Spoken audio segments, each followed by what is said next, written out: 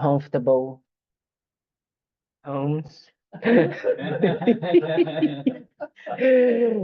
We decided to, drive here or do something to arrive here. So let's make it beneficial the time we are here sharing together. That's very important. Once we are here together, at least let's be wise. No, let's take advantage of our time together. So in Buddhism, we always start any activity with a motivation, because the motivation will direct the result that we want. Normally, we are not very aware of our motivation.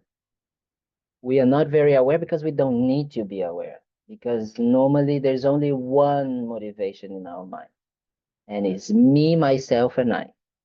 Just me, just like that.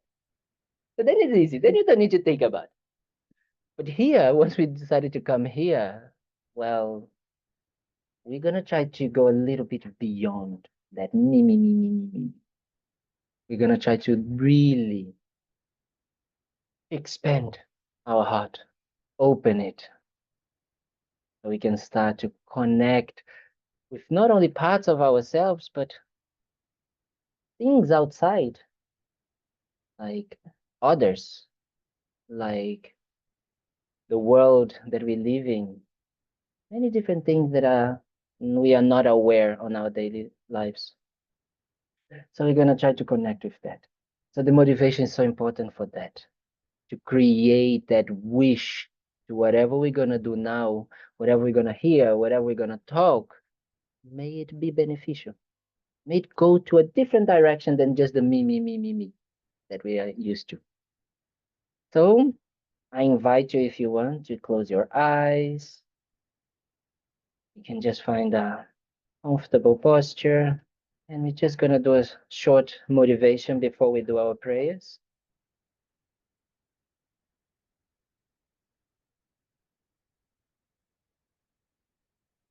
And we can just bring our attention to our bodies, sitting here or at home.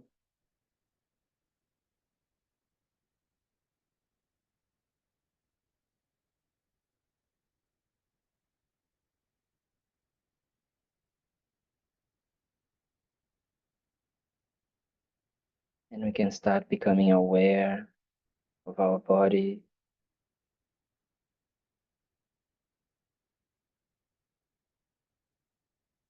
of our breathing.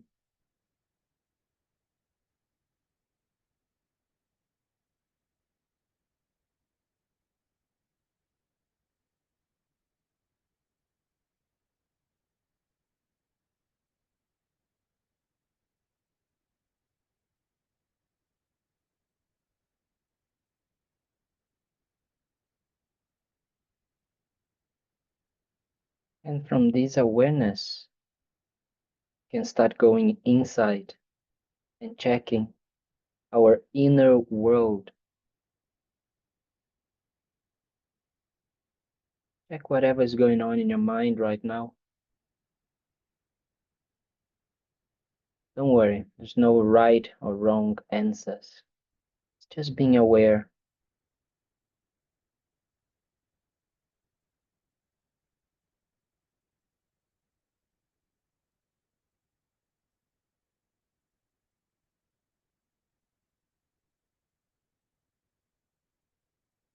Check if there is any anxiety or anything that it's a hindrance for you to be more present.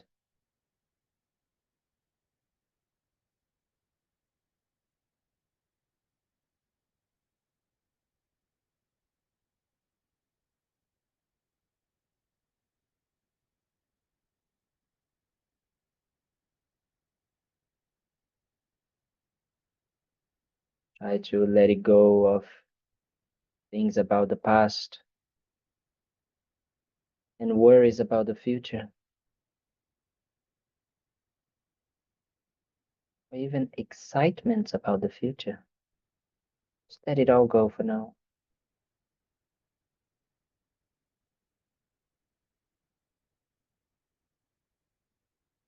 because the future might not even come.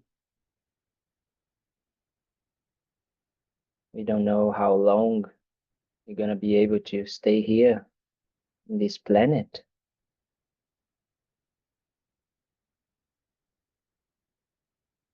Right now, we are not only alive, but we have incredible conditions. We are so fortunate.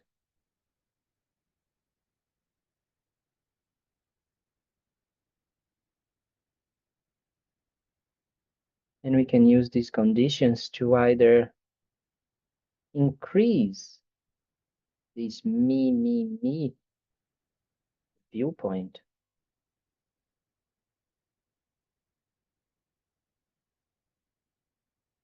or we can try to use these conditions, connect with a more open and vast view.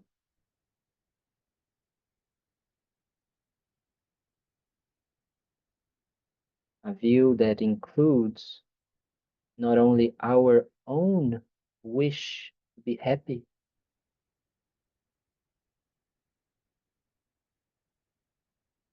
that can include others' happiness and well-being as well.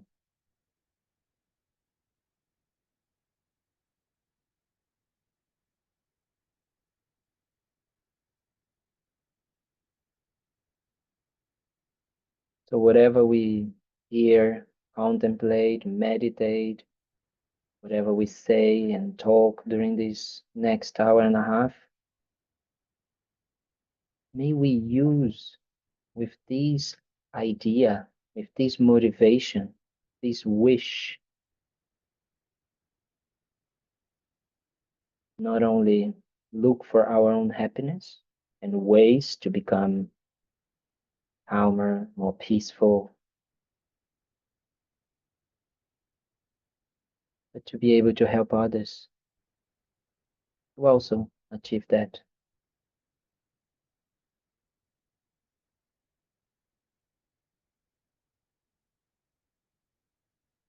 So we motivate ourselves with that in that way.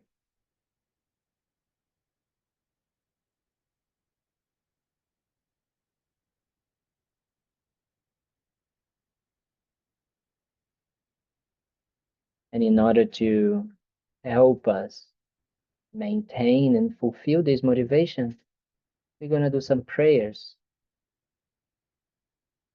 some aspirational prayers, as we say. We are aspiring to develop these qualities within ourselves. And we're going to start with what we call the 4 immeasurables, qualities of the mind that we all have within ourselves right now. Love and kindness, compassion, joy, equanimity. But because that mind that only thinks about me, myself, and I, it's very conditional and limited. So we make this prayer help us develop these qualities into an unlimited and unconditional way.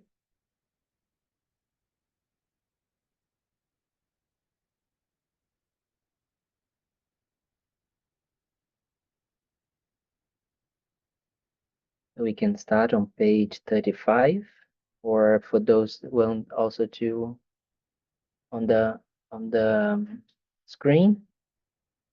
Nana already put it prepare, and she already knows that I like to start with equanimity.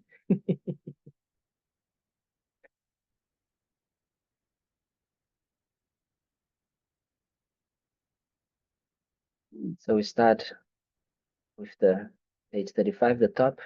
May all sentient beings abide in equanimity, free from attachment for friends and hatred for enemies. 。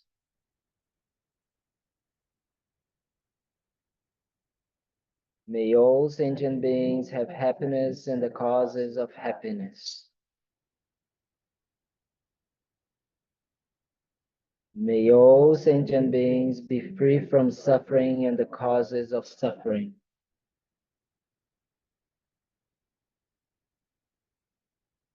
May all sentient beings be inseparable from the happiness that is free from suffering. When we do this prayer, one of the most important parts is the word all. Right now, we are so conditioned and so limited to ourselves, our family, our friends. Here, we just break these barriers. Just think about all sentient beings. And the more we can expand that, the more we want all sentient beings to be happy, the more not only meaning we have in our lives, because we want to try to accomplish this, but the more, the happier we become. Because the more we can connect with that feeling and the more we can make it happen, more our minds expand, more space we have. That's very important when we are doing this prayer.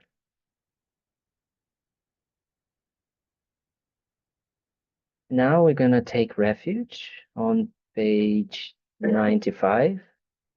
So those that have a connection with the Buddhist teachings and feel that they are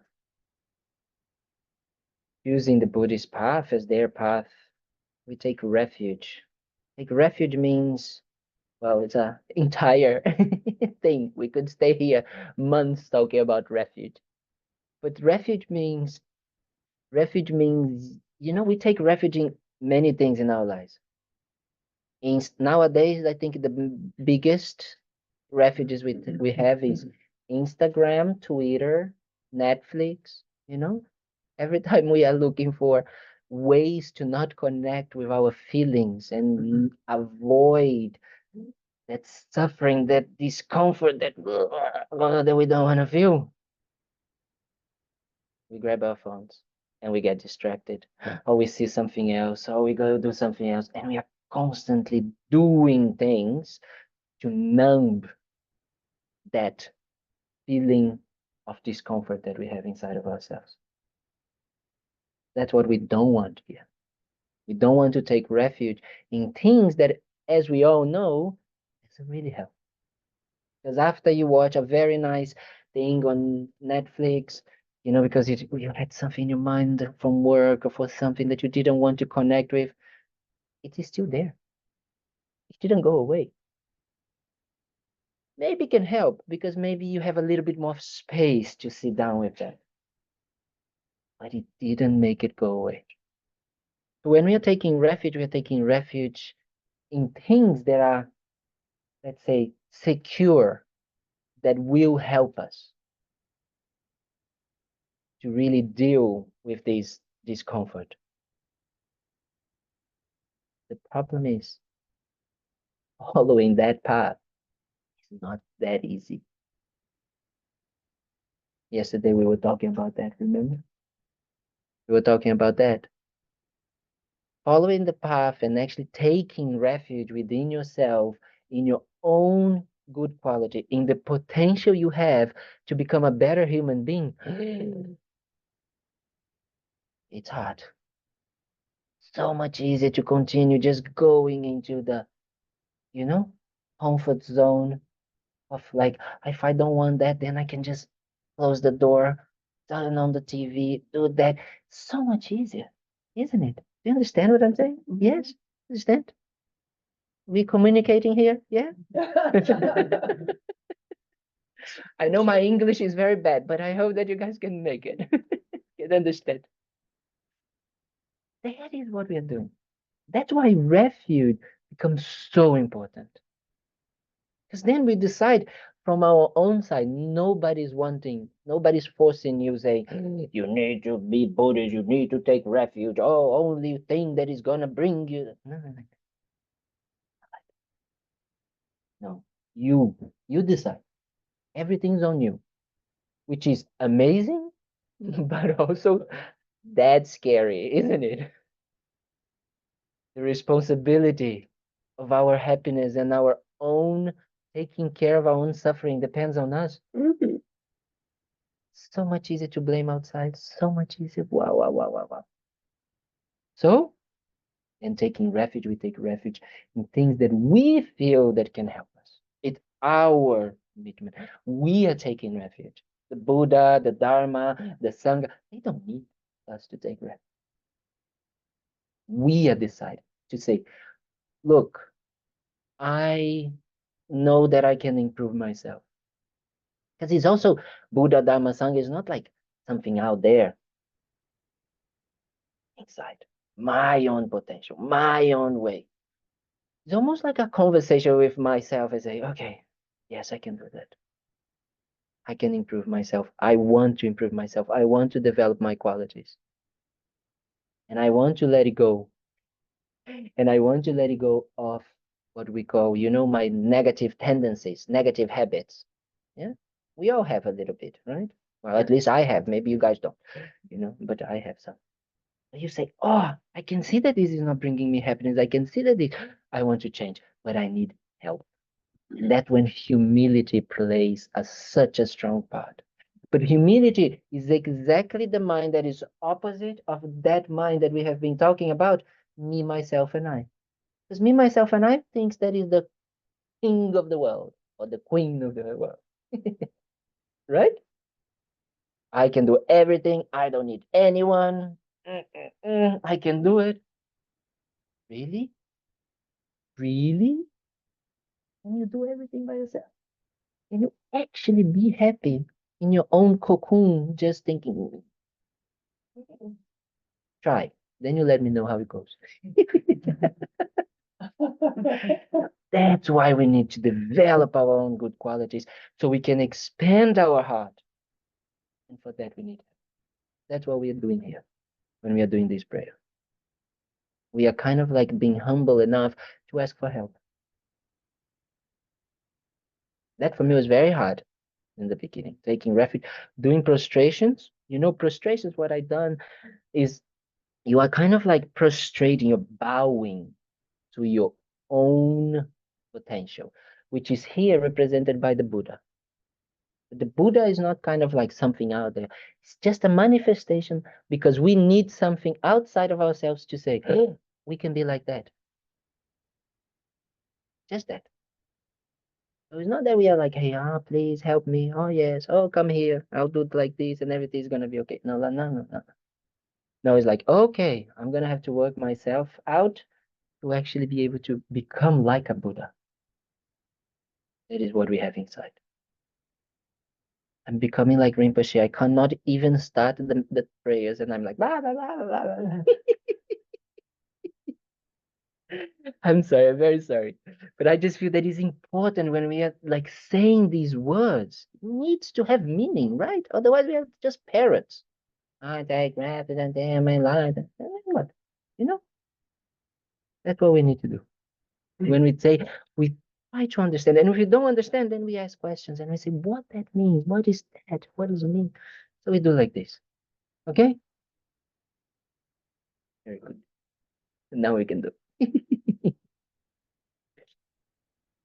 Okay. So we connect with that potential we have inside of ourselves, that potential to develop our hearts, to have unconditional and unlimited qualities. And we connect with all of those beings that before us have walked this path and have worked a lot to develop those unconditional love and compassion, wisdom. And we humbly ask for guidance and ask to take refuge, to help them to take refuge. So we can take refuge in our own potential, things that will help us. And for that, we need to listen and learn about the Dharma, about the Buddhist teachings, Buddhist philosophy, the tools to work on ourselves. And we need the help of others, just like us wanting and trying to develop this kind and good heart.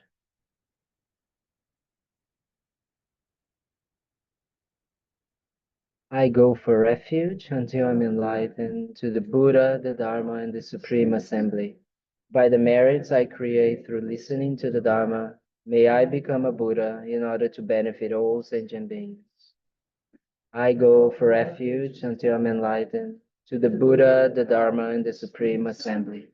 By the merits I create through listening to the Dharma, may I become a Buddha in order to benefit all sentient beings. I go for refuge until I'm enlightened to the Buddha, the Dharma, and the Supreme Assembly. By the merits I create through listening to the Dharma, may I become a Buddha in order to benefit all sentient beings.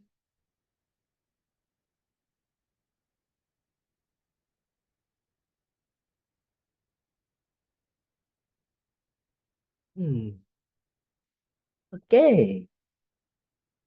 So these these classes on Sunday, the idea is that we're gonna talk, well, I'll try my best to talk about the teachings based on this book called Freedom Through Understanding. I think that we have some copies over there later. I think, yeah, they arrived, right? So they arrived because Rebecca has been very kindly and she requested some of them. So then we have some, and then you guys can take. And then it's very nice to read because it's a book that talks about, as I said last week, the first teachings of Lama Yeshe and Lama Zopa Rinpoche. Lama Yeshe is this, and Lama Zopa is that one. So they are the founders and our teachers here of the center and this lineage like you that we follow. So they were um, teaching for the first time in 1975 in London, especially in Europe, the Westerners, us, the wild Westerners. So be very funny. Like at the beginning, the word used in Tibetan to talk about Westerners, it was barbarians. That was the word. The translation. And then they became, and then with time they changed. We became the Ingis, which is the Ingi, like the is kind of like the foreigners in a way, more than just the barbarians. I love this. It makes sense. I have to admit, it makes sense in some ways for them especially. So these teachings are very special teachings. So I highly recommend you read it because you know much better than me here talking. I don't know anything. So Rinpoche and Lama Yeshe is special, so they're gonna talk about it, and they're gonna really go into basic uh, aspects of the Buddhist path, but they go very deep as well. Rinpoche and Lama Yeshe used to be able to do that in a very special way. Because the Buddhist path, what it actually wants to do and to help us is to how to be happy and how to completely eradicate the suffering of our mind. And that is what we call enlightenment. That's what we want. That is the goal of the Buddhist path. And we do that with the motivation not only to do because I want to be happy and I want to stop suffering, but to be able to help others to do the same. Because there's many ways we can help others. And it is true that we need and we should do this.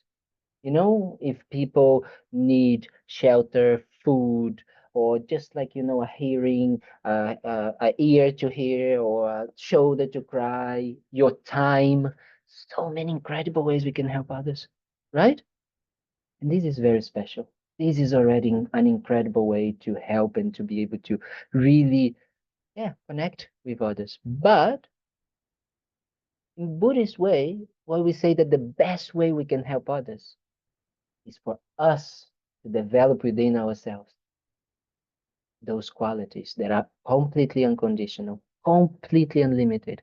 And not only this, but we also completely eradicate all types of suffering. So that means that I'm not only not making suffering for myself, I'm not also harming others, right? And with that, from this, we can help others to develop the same inside of themselves. So this is the way that we say that we can actually benefit others. Because if all of us would be free from suffering and we only think about others and our heart is open, do you think we would have problems in the world? You think we would have wars? We would have different kind of, diseases or different of politics problems, Not gonna go there because I know that this year's election year, so we're not gonna talk so much about politics. Sometimes I'm gonna debate a bit, but you understand? Would we actually have that? I don't know. I sometimes think that we might not have. So what we might not have these problems, right? We might not have them. We might not have all of these things that are created because of our minds just thinking about me, me, me, me, me, me, me, right? So I don't know. I don't like to say that how it would be, but how it could be. And for that we need to try for ourselves. And that's why, this book is a very nice book because it's called Freedom Through Understanding. What freedom means to you guys? What what what is freedom? The ability to choose. Okay, good. Okay. No? What else? Non-attachment. Non-attachment. Okay. How is that connected with freedom? Because you understand how much things can influence you, but you don't let those influence take over your life. Mm-hmm. Because you have non-attachment to them, therefore. They have their power, but they don't overpower. Okay, I see. Very good. Very, very good. Yes? Just to be your authentic self. Just your authentic self. Nice. I like that. Not be a slave to something. To not be a slave, yes, no? Freedom, yes. So if you have freedom, then you're not a slave or you're not, yeah. Have a peace of mind. Yes, very good. Good as well, right? Peace of mind creates freedom. This side here, Freedom from fear. freedom from fear. We have a lot of fear, don't we? Yeah, it's true. In the context of the title, are they describing freedom from suffering? Yes, Is that, definitely. I guess in general, I look at it as like an ability to choose, that you're Mm-hmm. not restricted. Mm-hmm. Mm-hmm. Yeah, like you said. Online people, anyone? Because sometimes they write on the chat, I cannot read. Unconditional love. Unconditional love. Very good. Yeah, that's very nice. Very, very nice. Definitely when we are talking about in here in this context, in Buddhism, freedom. Freedom from what? From our own deluded mind, as we say. Like you said, freedom from suffering, but like what suffering means, right? We need to first understand suffering so we can actually be free of. But freedom, I always say, when I started to understand what Buddhism was talking about, that we were talking about freedom, it was actually free from myself. That's what I was trying to be free of. But not myself in the way that I'm like, oh yes, I'm a bad person, but the self, this idea of me, me, me, me, me, doesn't create the happiness that I want. And as you said, enslave me to just create more suffering. And then I don't have choice that I think I have because of attachment, that I'm totally controlled by it. Then I cannot be my authentic self.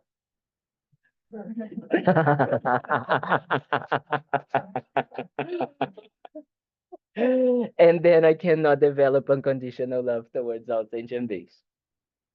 You see, that's why we have freedom. And then we don't have peace of mind. That is the thing. That is the thing that we are being freedom. We are trying to be freedom from. And through understanding, and understanding, it's a very good word for us, but I have to confess that we have a very difficult time with the understanding part.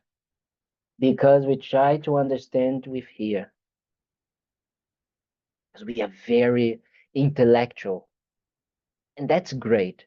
Because the Buddhist path, it is not a path of blind faith. It doesn't work here. It doesn't work. Sorry, but if you are wanting someone to hold your hand and bring you somewhere, and oh yes, that doesn't is not here. You can take your money back, and then it's not going to be here. Because here it's about you bringing yourself to enlightenment, you bringing yourself to be free from freedom, free from suffering, free from all of these delusions that we're talking about, and especially free from ignorance. And ignorance means a wrong view that we have of how things are. That's what we can do. Then depends on you. That's why it's so hard. And that's why sometimes we have a difficult time. We actually practicing because we try to go from here. And of course, we need to use our logic. We are very smart, but we need to use our logic and our reasoning to debate, to investigate, to analyze.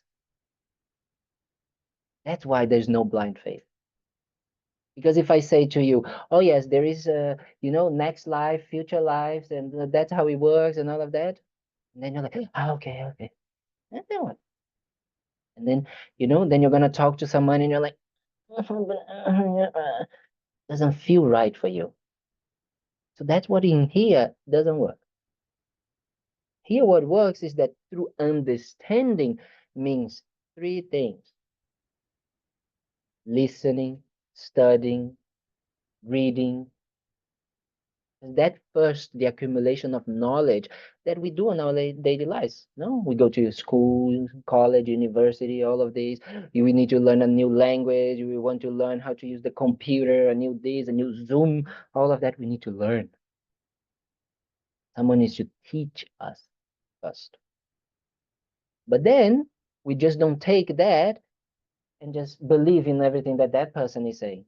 The Buddha said that, and I'm saying, please don't believe in anything I'm saying to you. Anything, especially me, don't believe. But then investigate and check and use logic and use reasoning to debate with me, with others, but especially with yourself. Not doubting what your mind is telling. That's when we start to actually practice. When we use our mind, our reasoning to doubt, is it really like that? Yes, So doubt is a good thing? it can be. We say sometimes that doubting virtues mindset is not a good thing. But doubting means also the beginning of the openness for thinking, reasoning, analyzing, investigating. I always say to people, many people come and talk to me and ask things, and then they say, oh, I'm feeling so lost. I don't know what to do. I'm kind of like, and I say, yes, you're in the best place. Because when we know everything and we are so sure of everything, then it's very hard to someone to say, oh, maybe there is a possibility of doing things differently. No, I know, right? No, I know best. I know there's not like that. But if you have the benefit of the doubt in your mind, just there to say, hey, maybe this hairy Brazilian guy can be saying something. that could be okay. Let me think. Let me check. Then you check. Then you use your mind. Then you use understanding. Then you use knowledge. Then you check. And then you contemplate. That's what checking and analyzing means. Contemplate, which is the second type of wisdom that we say. So the first is listening, studying, and the second is contemplating. And you contemplate and you talk and you check and and this is so important. You know, that is why in the Tibetan system, how does it work in the monasteries? And these monasteries have been going on for more than 1,000 years. So you memorize. They memorize everything. You memorize definitions, you memorize things, you memorize like hundreds of pages a year, like 700, 1,100 pages a year, something like this. It's just in boom, mind blow. Then they have teachings with someone, and someone just explains what those words are to them, right? Then they go to debate because they have the definition and they say, oh, okay, like for example, the definition of love in Buddhism means I want to be happy and I want others to be even more happy than me, if that has to come, right? That is a definition. So, okay, that sounds very good, but then what? Doesn't touch here. So they go and debate. They go and debate until they try to help each other to have their experience. You try to help each other to say, well, but do you really understand that? Oh, yeah, let's see. Don't. And you go debating, logically debating. And then they contemplate, and then they sit down and meditate and familiarize themselves with that insight, with that understanding. We are not like that in the West. You go to school, you go to university, there's a whiteboard or a blackboard, and someone writes what it is, and you just shut up and go home and understand that as that is the truth. Maybe I'm over exaggerating a little bit, but that's normally how it is. We don't have that feeling of actually, wait a minute. So that's why here, what I try to do is that I'm not going to give definition so much. I want us to understand why. Why are we doing this? What is that? How it is for you? What is your experience? How it helps in your daily life? So that is the second type, contemplation. And then meditation. Meditation is familiarization. Familiarization with what? What we are trying to familiarize ourselves with positive, but not only positive, virtues mindset. What is virtues mindset? Mindsets that will help us to be a Buddha, to achieve enlightenment. Virtues mindset means that we are trying to develop our mind and familiarize ourselves with our mind with concepts that are beyond this me. Because if we sit down now and I say, analyze your mind, what is going on? And I'm going to say, try to find the me in your mind. Sometimes we cannot even find it because it's just so automatic. It's always there. We don't know another way of thinking, another way of experiencing. It's just about us. So the meditation, when we are trying to familiarize, we're trying to familiarize with these different mindsets. So that's why we need to learn, we need to study, we need to use logic, analyzing, contemplation, all of that until we understand. And then from that understanding, we meditate and we stay with that, familiarize ourselves with that. Then instead of automatically, effortlessly, anger, envy, pride, um, all types of negative mindsets that we have, like miserliness. All of these things automatically, spontaneously arise. Love, compassion, kindness, generosity.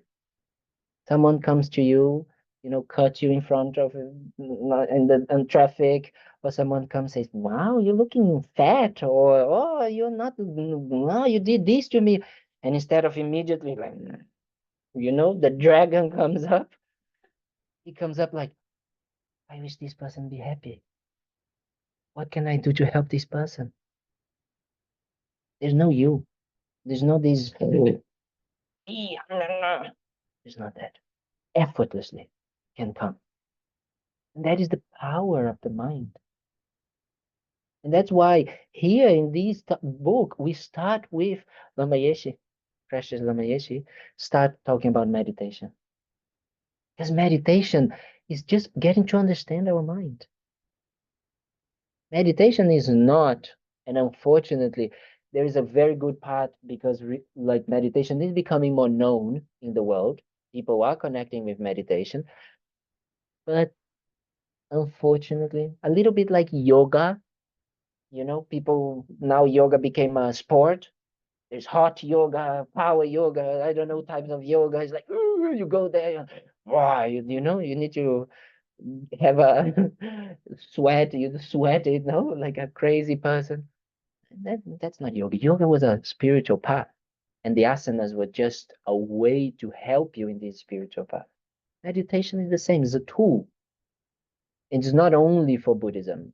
Different religions and traditions use meditation, but meditation in the Buddhist, and especially in the Mahayana tradition, in the tradition that wants to develop bodhicitta, and bodhicitta means that wish to help others,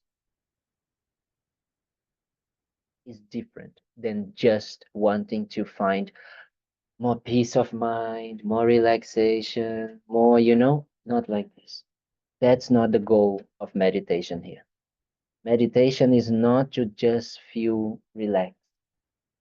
That, as I said a few times, you go to the beach, you go to a massage, you go to, have ice cream, whatever. Many things are very relaxing nowadays.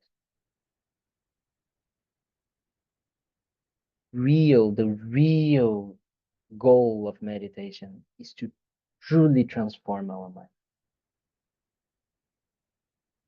Very different. Very different. So that is what Lama Yeshe is talking about in this first chapter. He's talking about the importance of meditation, the way to practice meditation, the way to know our mind, to understand how our mind works. And we can see it. I always say it's very easy to check our minds and to see how it works. Do you know a roller coaster? Yeah. Disneyland is very close to here, so we're all familiar with roller coaster. So what is the code connection between a roller coaster and our mind? Someone knows? Yes. And sometimes goes into a loop as well. You know a loop? Like this. Can you see that? Can you see our minds doing the same? Can you see our minds going up and down? And then go like this, and then go up a lot like this, and then goes down like this, and then goes into a loop. Can you recognize that? Yeah. That is what meditation will help us to be more aware of this mind. But because right now we don't know what to do when these things happen.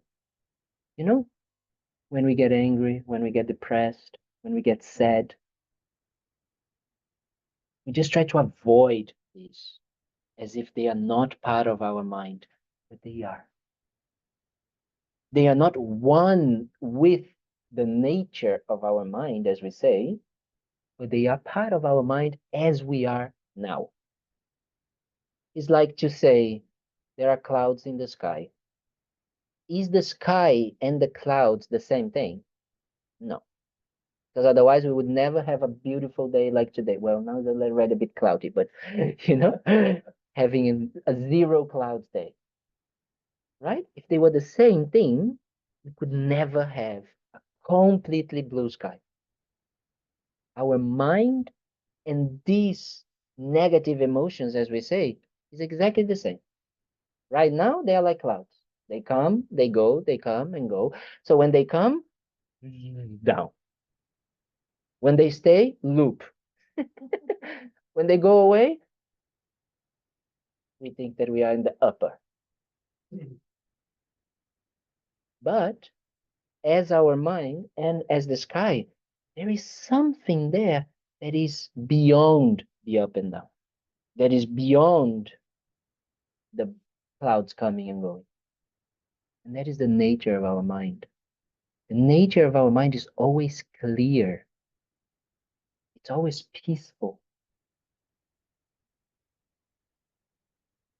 And that's what we can connect with through meditation as well. We can connect with that special nature and qualities of our mind. And from there, we can develop our, let's say, actions of body and speech, and then check how much more happier we become.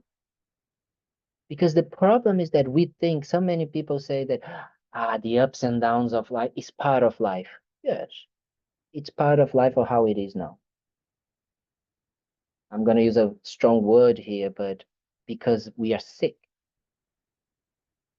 The definition of Buddhism is that the ups and downs of a mind is because we have a sick mind. But we can go beyond. We can go just stable. You know, like when you are in the hospital, and then when you are alive, you are like, doo, doo, doo. And then when you're dead, you. Here's the opposite. It's almost like when we are sick, we go doo, doo, doo. When we are healthy.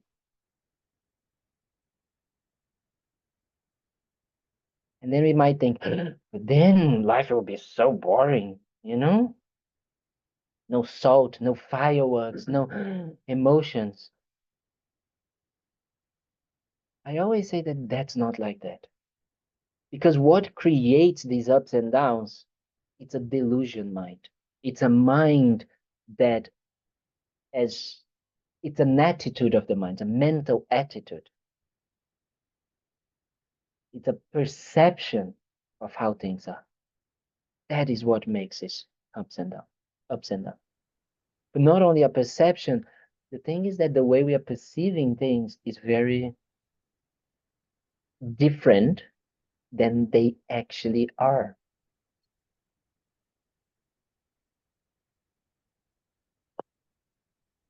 Because the way that we perceive things with this view of inherently, of unexisting, of concreteness, right? We see things and we believe in them. I have a very funny way to explain that in Buddhism, which is, you're walking on a field. It's very like dark, and you cannot see very well. And then you see something on the field. And then, on the grass, and then you see, it's a snake. And then you immediately feel fear, you paralyze, you don't know what to do. And then someone comes behind and puts the light, and then actually it was just a rope. So the fear in the snake was never there. But your mind created that perception. And because created that perception, and you understood as being real, you acted upon that. You reacted more than you acted. You reacted upon that. And because of that, you started sweating. You didn't know what to do. You started to think about, oh my God, I'm going to die, and all of these things, But there was never there, the snake, ever there. It was exactly like that we do with everything. We see things as they were. If they were concrete, they are existing like that. But if we really try to investigate and to find them, we cannot find them. We cannot find these inherently existing, as we say. These things existing from their own side. So all our wrong views comes from that. Because we see ourselves and others and everything outside of ourselves as being concrete, as being permanent, as being totally existing from their own side, independent of our perception. Because we think like that, then we create all our sufferings, all the ups and downs come from there. Comes from these, no, I need to do this, no, I need to do that. Oh, no, no, no, no, no, no. So this is what we call a wrong view, an ignorant view. It's ignorant in relation to the way things exist, the way things are. Because things are not permanent, things are not concrete, things are not independent on our perception. We play a role on how things exist. Very easy to describe this another way. Beauty, it's a concept. So if I say, this flower, what a beautiful flower. If it was beautiful from its own side, independent on my perception, independent on my label to it, all of you here would need to look at this and say it's beautiful. But Hernani don't like white and don't like plants, just inventing. And he says, it's ugly, I don't like it. I prefer that one. So is beauty here? Is it part of the plant, of the flower, beauty? Or is my perception, is my label that is seeing all of these things that created that flower, and I'm labeling it beautiful? Do you understand what I'm saying? Are you following me? Are we communicating? Yes. Yes. You guys, yes, you get it? Why it's so important to really focus on that? Because from this non-understand, this wrong view of how we understand that, everything else comes. Because Hernani says, oh, no, no, no, no, is ugly. And I say, no, it's beautiful. No, it's ugly. And then we fight to see what is best, right? And then problems come because of that. Then I want to protect this flower because I find it beautiful and it's mine. My precious, you know, have you watched The Lord of the Rings? Becomes my precious. Then everything I'm gonna do to protect it, to keep it, to say it's mine. And him, because he finds it ugly. So I develop attachment, he develops aversion. And he wants it as far away from him as possible. All the problems of the universe, all the problems of our life, all the problems of this world, all the problems in this planet, everything comes from this wrong view. It's mind-blowing if we really analyze this in this way. Because if you think about it, all of the suffering that we have in the world, all of the wars, all of the diseases, all of the economical problems, all of these comes from a wrong view, from people not understanding their own minds. If we understand that, and if we understand our own mind, and if we see these, there's only one thing that can arise. There's only compassion. Because we all have the possibility to see inside of ourselves the right view of seeing things. But we don't. And we create suffering for ourselves and others. Yes, Jack. How do diseases come from? Causes and conditions. Because that is the wrong. If things are, if we are seeing in a wrong view, so then how it is the right view? Let's say like that. Right? What is the right view of it? The right view would say the beauty is not inherent. Nothing is inherently, not even the flower. Because the flower is just a label. If I want to try to find the flower, let's say that if I take, how do you call this? Petal. If I take the petal out and I say, is this the flower? No, that's a petal. So if I'm gonna take every single aspect of it, they have different names. They don't call flower. You understand? They're called the petal. They are called, what is inside the stem, and then you have the branch, and then you have the roots. But where is the flower? You try to find the flower. And not only this, the flower to exist, it had light, water, earth, all of these created the flower, right? Made it possible for the sprout to actually, for the seed to sprout and to become. So things are causes and conditions. They come together to create what my mind labels as flower. The problem is that the mind not only labels, but believes that it is from the side of the flower existing. You understand? So diseases are the same, cause and conditions. How does COVID was created? Because of the mind. How?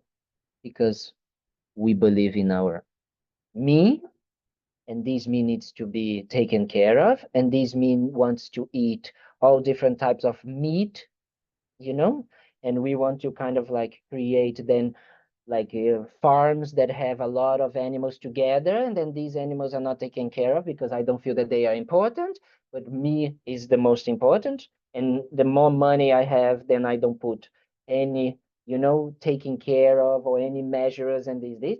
And then from these conditions, disease come up. How does cancer come up? Right? Mind.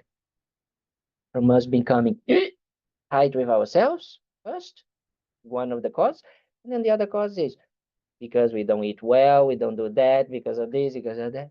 That's what it is. And we even create natural disasters.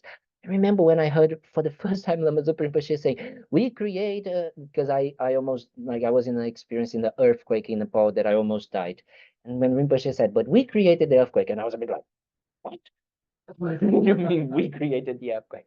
Of course, because we pollute the planet, the temperature is high, then the elements start changing because the water becomes hotter. Then we have hurricanes, we have all of these. Blah, blah, blah. Everything comes from the mind.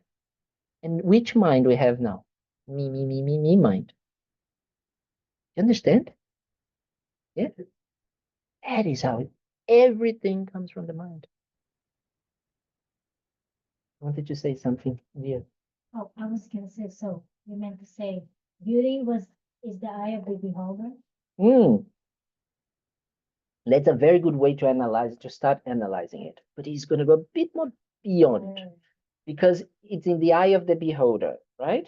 So it's like the eye, but it's not like, but who is the beholder and why the beholder is seeing as beauty, right? That is what we're going to need. It's only seeing as beauty because we're also getting attached to it, right? Because also the I, this me, where is it? Where is this me so concrete? Because if we think about it, if we analyze and we start to look for the me, for the I, where is the I that we cling so much? Where is it? Is the body the I? Is the mind? But the mind is always changing. We just said that the mind is a roller coaster. So that means the I is when we are up, or the I is when we are down. The I is when we are in the loop. What is that? Yeah, right? What is the I? Is the I just the thoughts? Is the I the emotions? Is the I what is the I? Oh, I know, it's the rope. Is the rope. Exactly. That is the I. Out there. No here. So no problem. Where is the I? Then we start to understand. And that is why it's so important that we start to observe our minds. And we start to observe our attachments, until we can make it, let's say, the mind, we have different types of mind. We have grosser mind and we have more subtle minds. But it's all mind or consciousness. So what starts to happen is that we identify and we get stuck in these grosser minds. which are the how do you say like the clouds in the sky, right? We identify with them.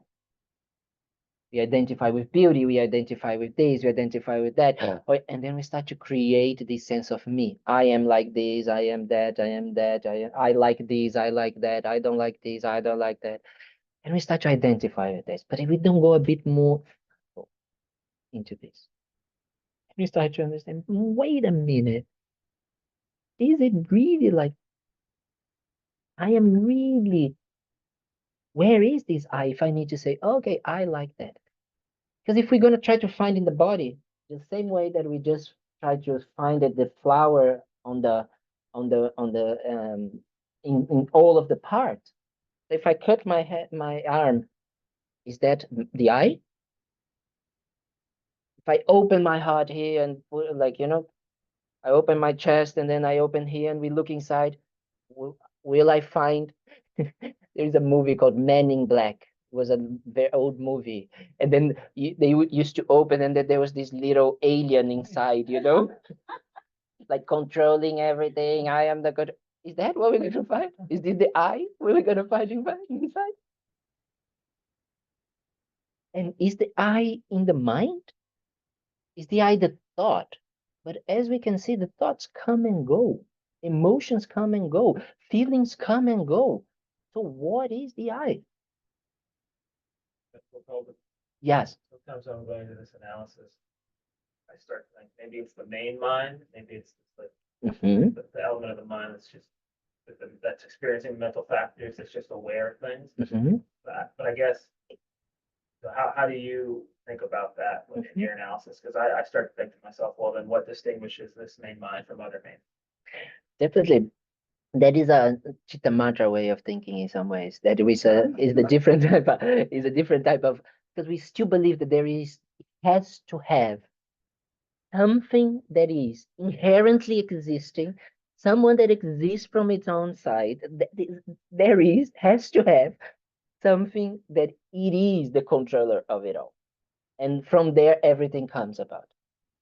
That is the way of thinking that you are describing. The problem is that in these different types of, let's say, um, uh, uh, analysis, and especially when we go further into the analysis following different schools of philosophy, especially the Prasangika and Madhyamika Prasangika, we're going to say there is not one single atom of inherently existence. Nothing exists from their own side. Nothing exists independently. Everything is dependently. Everything has causes and conditions. Everything is impermanent, changing all the time. So we are a bunch of changing things. Our body is changing all the time. That is easy to say, right? We are becoming older. We are becoming, you know, gradually we can see that. The mind, as we just described, is not the same. Total chaos, roller coaster, right? So how can we hold on to something as if it is permanent? If the causes and conditions, just like here, are impermanent. If the mind is changing all the time, the body is changing all the time, why it would have something that is permanent? How can something that is impermanent create something permanent? Am I losing you? No. That's what it should be, right? But we need to analyze to see if that's true. We need to analyze and we need to look for it. That is what we call wisdom. Understanding, analyzing how things exist. Because the mind that goes towards understanding, I'm going to use a big word, reality, or how things exist, it's a mind that brings us happiness and brings us peace and brings us freedom. And the mind that is the more delusion as possible is a mind that brings suffering. So that's why when we are doing analysis, that's why we need wisdom, we need knowledge, we need understanding in order to be free. That's why in Buddhism, we talk about method and wisdom, the two wings of a bird. What is going to bring us, the path that is going to bring us, is just not a path of one thing. It's a path of two things, method and wisdom. Wisdom is what we just described. This analysis, this constantly investigating on how things exist, how things are. And method, what is method? Method is, okay, how do I do that then? Because right now, the way I'm acting with my body, speech, and mind, because in Buddhism, the mind is here. The definition of mind in Buddhism encompasses emotions, experiences, feelings. Actually, the translation, correct translation of mind, we have different words, many different words to say mind in Buddhism, in Tibetan, but it would be heart mind. Very nice. I like it. Not as something intellectual. So that, the way we act with our body, speech, and mind right now, we are totally selfish, if we can be honest. They are just thinking about ourselves. My own happiness, my own comfort, my own this, my own that, me, me, me, me, me, me, me, me, me. Right? And then, because of that, we create suffering for ourselves and others. So the method here will be a method of compassion, a method of love, method of wanting to help others with our body, speech, and mind. So with this, with trying with our body, speech, and mind to help others, to think about others, because we understand that our happiness, the happiness that we want so much, depends on others. Everything that you want food, you want shelter, you want clothes, you want to feel love, you want to feel, different things. All of these depends on others. Everything. It's a lie that you've been telling yourself that you can be independent. Go to the top of the mountain over there and just try to survive without anything or anyone. Anything means that you cannot even bring a knife. You need to make your own knife. Because if you take a knife, that means you didn't make it yourself. Someone else did. And you go naked and you don't do anything. Actually, you don't even bring your body because your body came from your mom and dad. They gave to you. So everything that we have is due to the kindness of others. Our bodies, because our father and mother gave to us. We have been fed, taken care of. Maybe not our parents, but someone in our lives took care of us when we were kids. We learn how to walk, how to eat, how to write, everything due to the kindness of others. Today we want to help, we have food, we just go to supermarket. Oh, but I work. You don't? Yes. Yeah. I make my own money. Yes. Why do you work and you have a money? Because someone is paying for your work. It's also interdependent. It's dependent on others. That understanding of interdependence opens the heart. So every situation we have in our lives, we can use it to be kind, compassionate. Right? So we are responsible for our own actions, correct? Yes, definitely. Even more. We depend on ourselves for our own benefit. Is very different than be selfish than being understanding interdependence. Because what you're saying is understanding interdependence. I need to eat, I need to work, I need to do this, I need to do that, right? We all need that. However, is the motivation. I can do that just to feed myself, just to have things for myself. So the method of what I'm talking about here is the motivation, is the mind that is going to do all of these things with a totally different aim. And then because I change my aim, I also change the way that I behave. Because when, like, for example, when I do prayers, you know, Jackie has a very beautiful prayer for before lunch.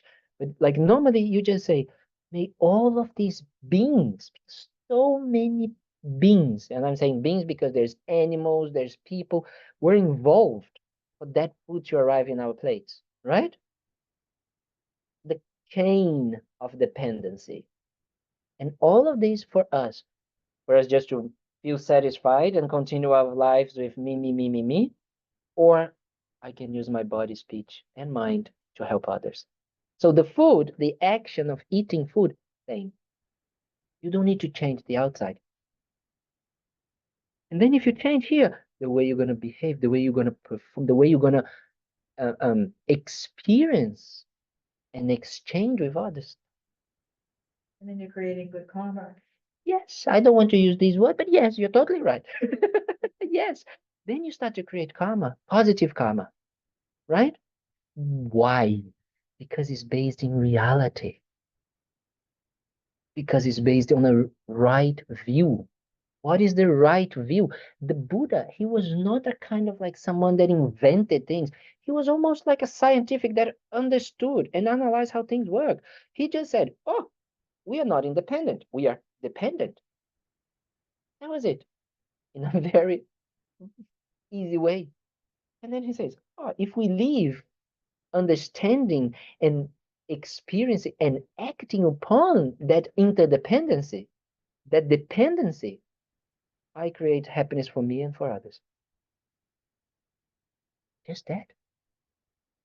It's not rocket science.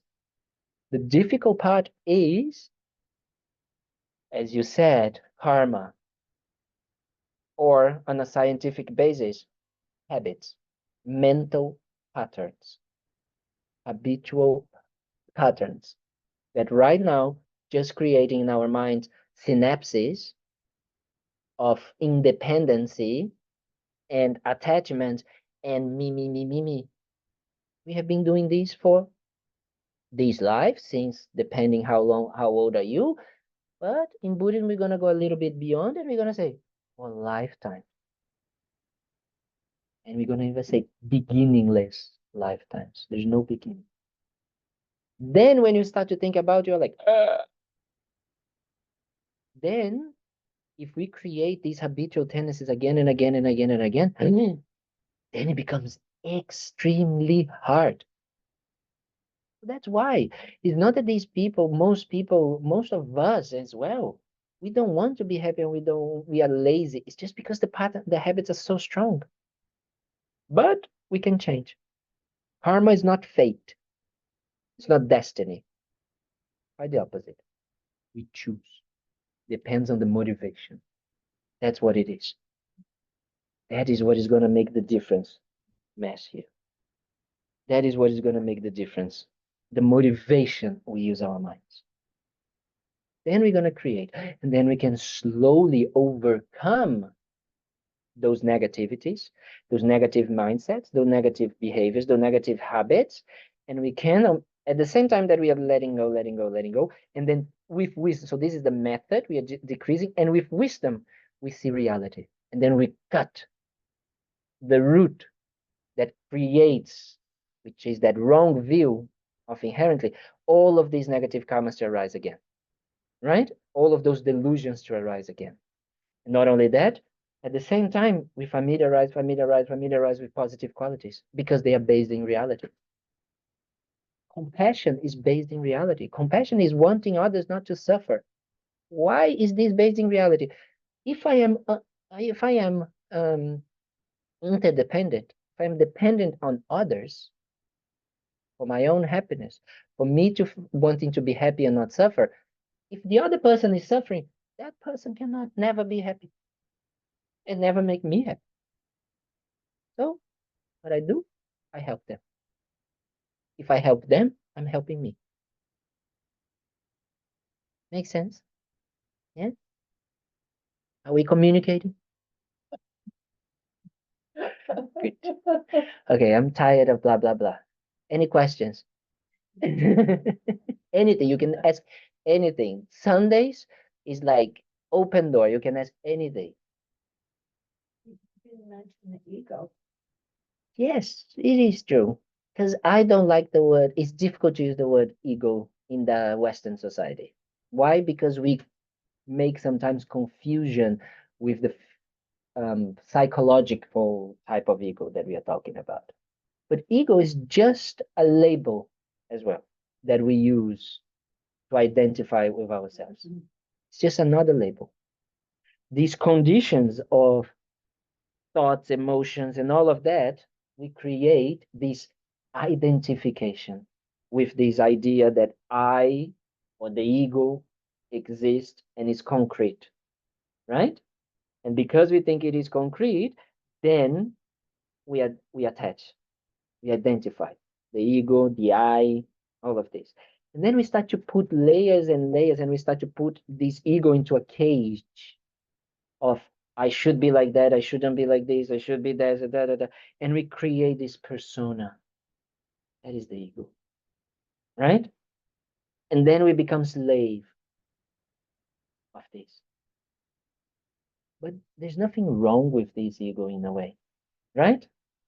It was just we created because that's what we knew at that time. That's what we knew.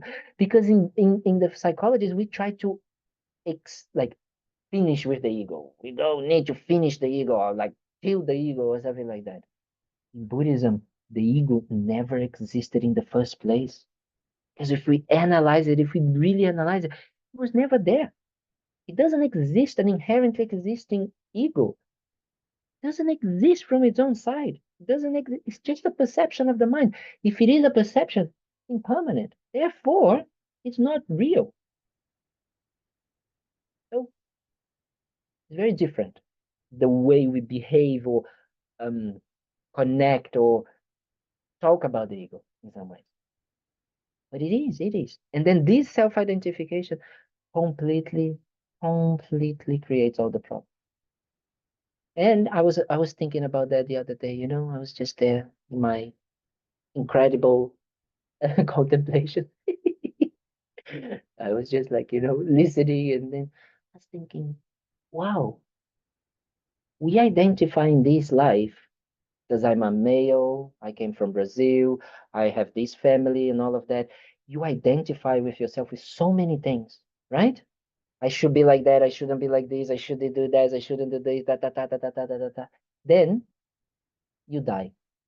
In Buddhism, you say, you die and then you get reborn.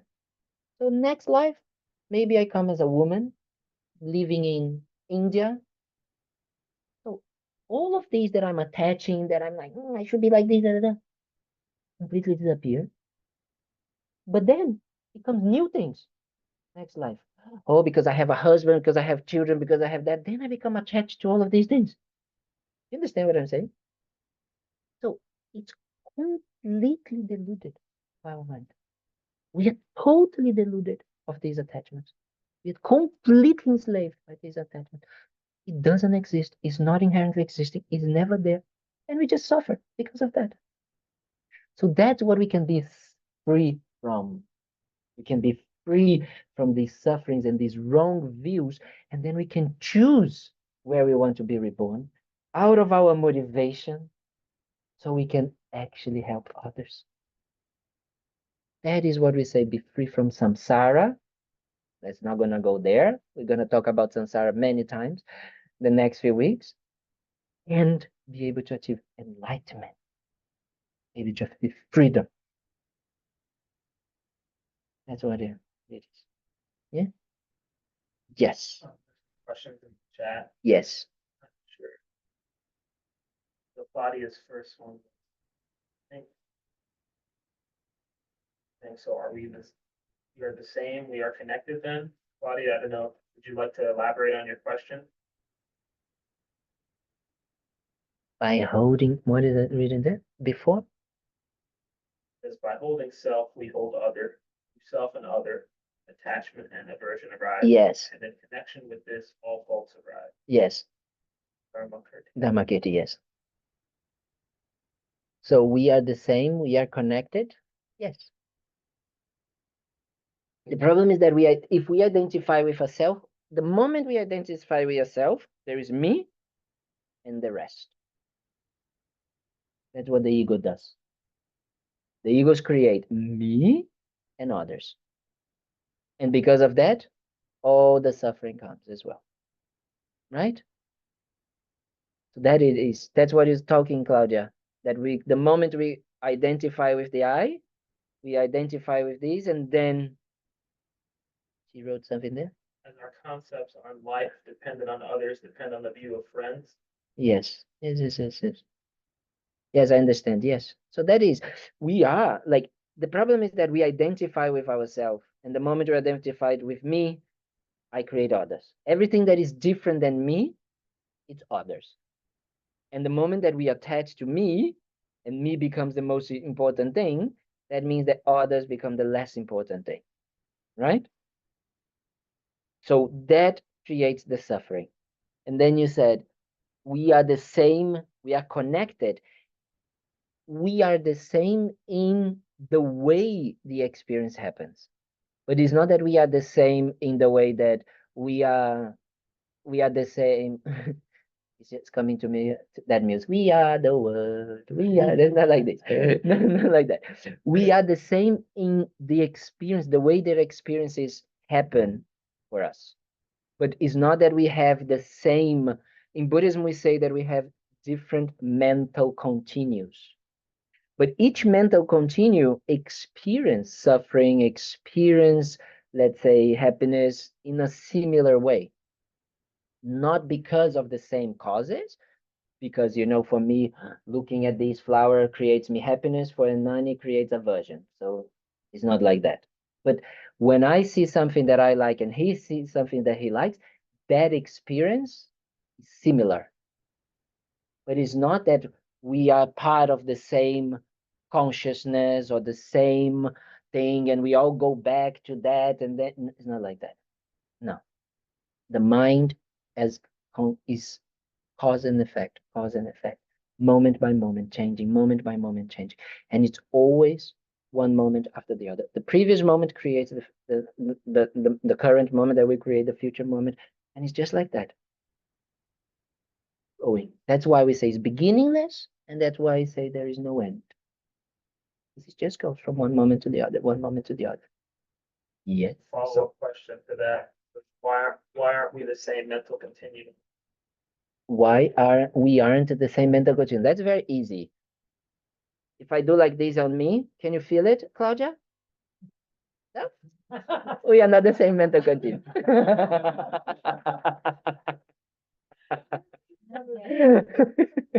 Yeah.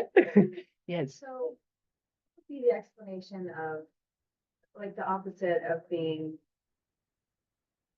overly concerned with yourself and not aware or consider enough of others? What about the opposite, where you're overly concerned with others and not enough for yourself? What would be the explanation of what and the fix for that? The definition of that, or the explanation for that would be being compassionate without wisdom. You understand? Wisdom, they need the two. Everything that we do need the two, need compassion and wisdom.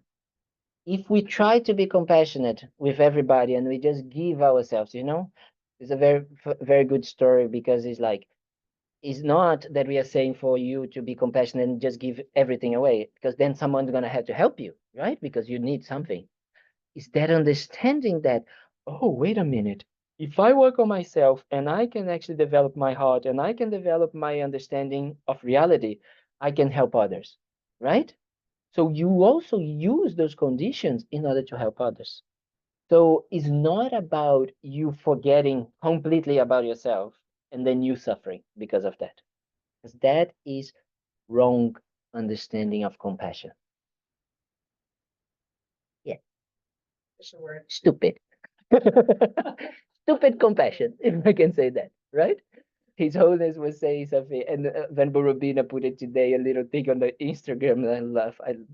She was saying, don't be a doormat, right? Don't be a doormat comes from what? Comes from wrong understanding what compassion is. If you have to hear, don't be a doormat, it's because you're being stupid. You're using compassion in a stupid way. Actually, what you're trying to do is that you're just wanting to feel love and cared, and you're doing that out of that. And why you're wanting love and care outside of yourself? Because you don't feel that you have it inside. Why you don't have it inside? Because you don't connect with your own potential.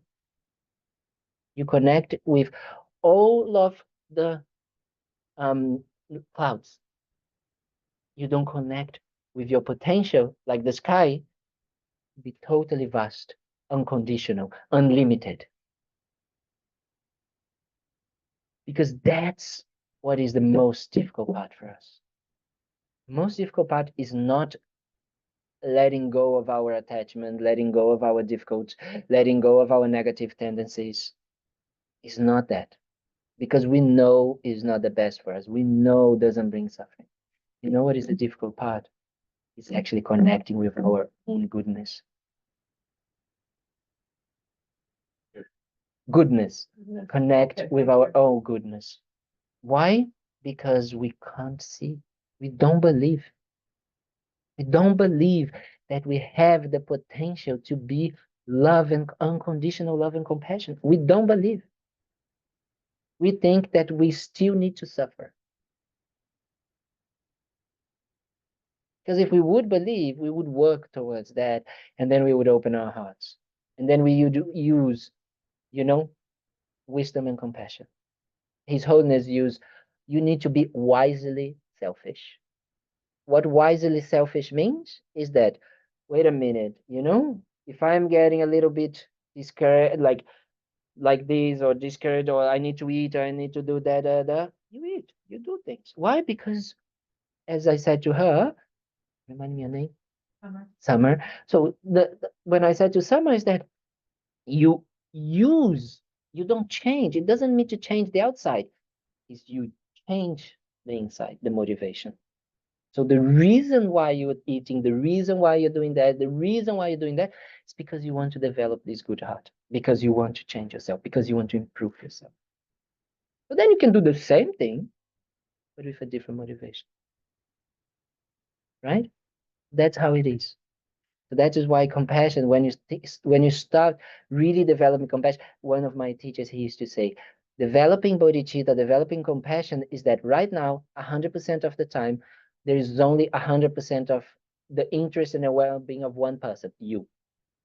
So compassion means 99% of the time, there is 99% of your well-being, but you start to add the well-being of one person, another. Then you start to say, oh, wait a minute. Maybe if I don't eat the entire plate and I share with him, then we can also be okay. You understand? It's like that. Not just, oh yes, I'm very compassionate. Please eat the entire thing, and then you are hungry, and then you get angry, and then you do that, and then you kill someone. Or you steal food. You understand what I mean? Not like this. You start from where you are. We accept where we are. We accept what we are doing. We accept that we are still having difficulties and flaws. Yeah, that's fine. Welcome to being a human being. But with that aim, I want to improve. I want to change. I want to, right? That is the difference. Helps? Yes, that was great. Yeah. Okay. Someone else had a question around here? Over there? Yeah. Yes. About the reaction, About the say about react. Yes. something true about when people say, don't be negative. Mhm. So because we create a negative situation Mhm. or a positive situation to anything. Mhm. So it depends on us. Mhm. Totally depends on us. The problem is that we don't have the awareness now And we, because of the patterns of the synapses in our minds and because of the habitual tendencies, we normally are negative. You understand? As I said, effortlessly. Effortlessly, anger arises. Effortless attachment, effortless pride, effortless, everything. It's effortless for us. There's no effort. We don't need to think. But in order to be compassionate, wow! Have you realized that? Maybe sometimes you see someone on the street and then you start, should I ignore? Should I give money? Should I do this? Should I don't do that? You start to think. Immediately you start to kind of like analyze and think. It's never like, here. Never. It's never easy, automatic. Do you understand? Do you understand what I mean? It's always like, until we get it, like, wow, yes, okay, we could do that. I can do that. I can just like simply give.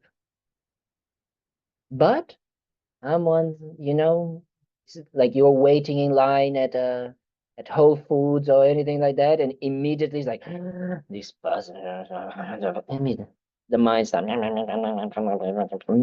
because I need to go because this person is this. Oh my God, you're so judgmental. God, I don't know you, but like wow, all the time judging others, how they should be, how they shouldn't be, what we should be doing. They should be doing different. And da.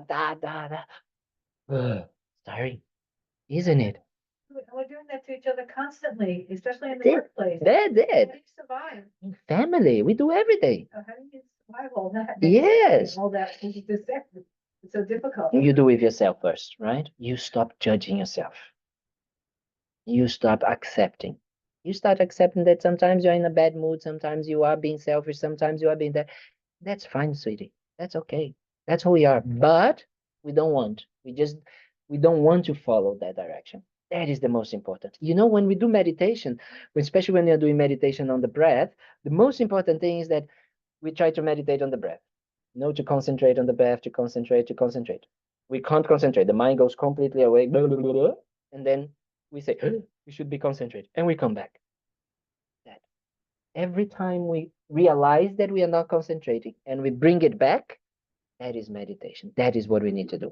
So every time we realize that we are like completely, we just say, oh, I don't want that.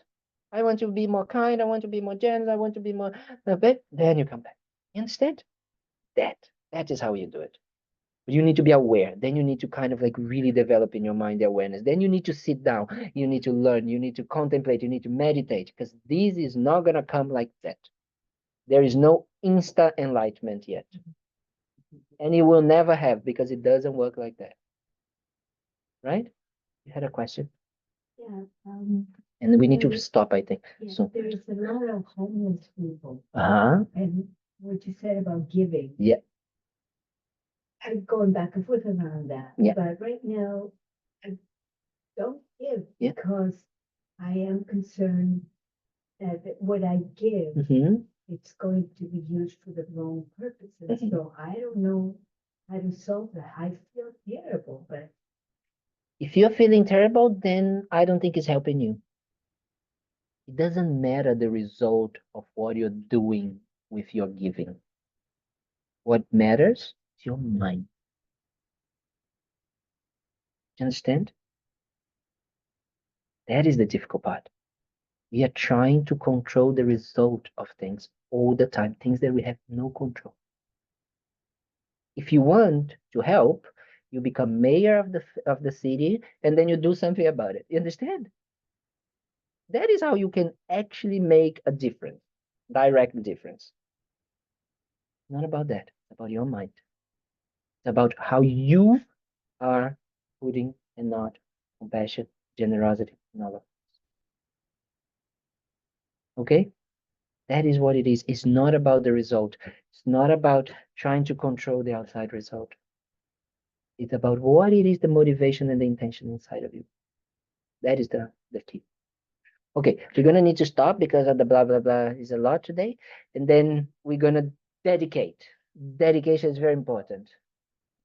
Dedication means that everything that we created here, all the positive energy, all of the virtuous mind that we created, we dedicate. We don't stay with us. We don't cling to it and say, I'm feeling good and I just want me to feel good. No, we share that. And more than share, is like we are planting seeds of virtues here. So we plant these seeds with the intention to benefit others. So the dedication is for this to come about. That is what dedication means. We're dedicating the virtues for that end. So we just do a short dedication in this way, just really using everything, all our time and everything that we did together here, all the energy we put by being here, by driving here, by staying, by listening to this blah blah blah talk, and then contemplating, putting into practice, all of it. You try to really develop if something was beneficial for you, whatever benefit, then you think, may I use these to motivate me on my daily life to practice a little bit more of compassion, a bit more of wisdom. So I can not only myself be free from suffering and develop good qualities, but I can help others to do the same. We dedicate in this way. And as we understand that we would not be here if it was not for the kindness of so many people, especially our teachers, we also dedicate for them to continue guiding us, continue guiding all sentient beings.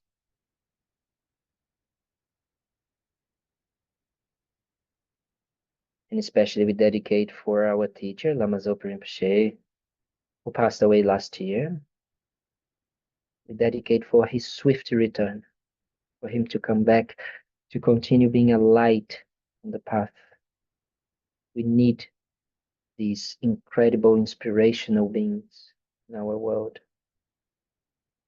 Beings that have only one motivation to exist, to help others to achieve enlightenment as well.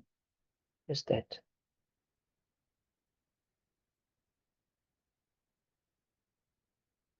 And we dedicate for all the war, all the diseases, all of the famine, all of the people on the streets, all of the difficulties, the political, economical, all of the natural disasters, all of it to completely be pacified, all the problems and obstacles eliminated, so people can find happiness, true happiness, and completely be free from suffering. We're dedicating this way.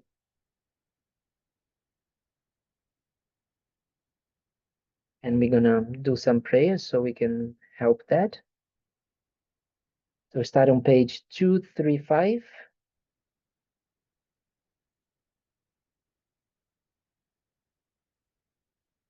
So I'm gonna do some dedications to help us again. The same way with the motivation and the prayers, we do that.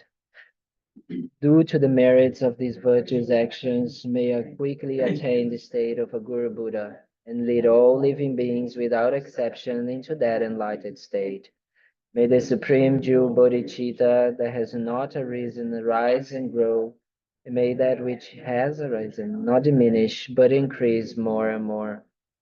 Just as the brave Manjushri and Samantabhadra too realize things as they are, I too dedicate all these merits in the best way that I may follow their perfect example.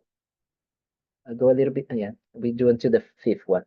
I dedicate all these roots of virtue with their dedication praised as the best by the victorious ones thus gone of the 3 times, so I might perform good works. I dedicate whatever virtues I have ever collected for the benefit of the teachings and of all sentient beings, and in particular for the essential teachings of perfect pure Losandrapa to shine forever. Now we do the Shantideva one.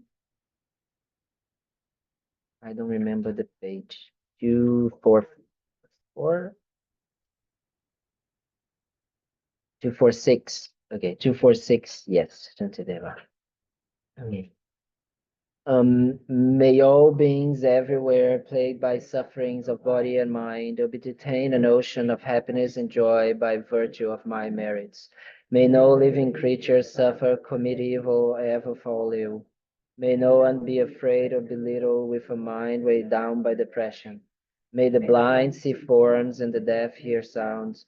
May those whose bodies are worn with toil be restored on finding repose. May the naked find clothing, the hungry find food, may the thirsty find water and delicious drinks.